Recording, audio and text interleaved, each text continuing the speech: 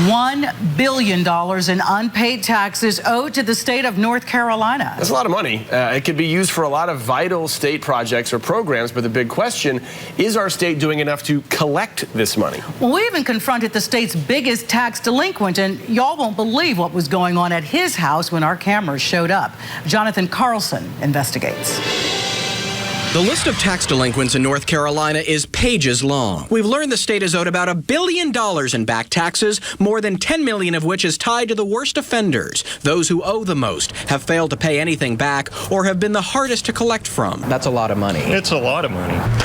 WNCN Investigates combed the state database of those who owe the most, countless businesses and people who have failed to pay up, money that it goes to the general fund and could be used for anything from paving roads to paying teachers. When we went searching for the triangle's worst violators, we found the address listed when the lien was handed down was often outdated, leading to nowhere. Next on the list, 210 East Corbin Street in Hillsborough. It's literally a dead end. Another debtor on the list who failed to pay nearly $500,000 to the state, former NC State and NFL football player Corin Robinson. His last known address is this house in Cary.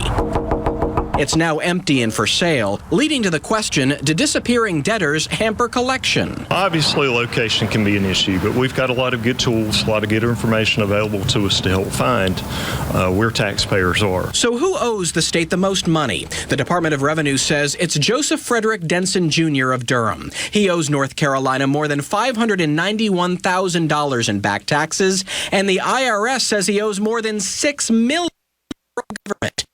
He showed up at his house. We encountered this man who isn't Denson Jr. You prepare taxes?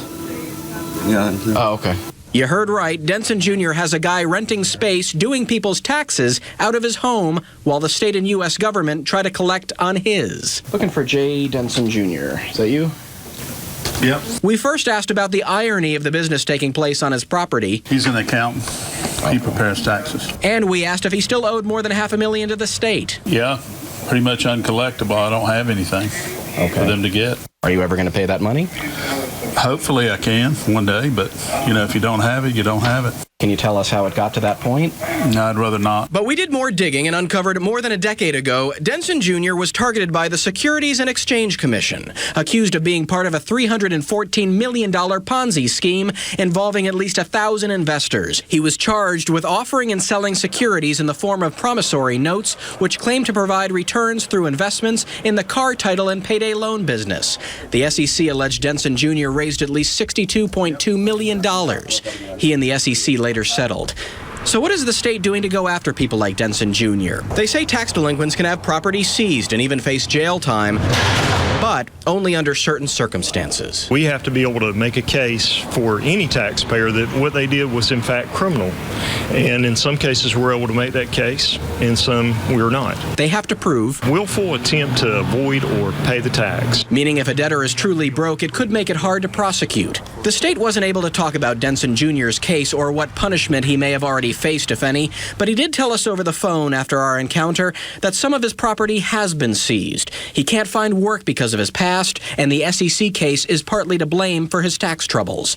Finally, the state tells us a debtor's name and the amount owed doesn't fall off the worst offenders list until they're no longer a debtor.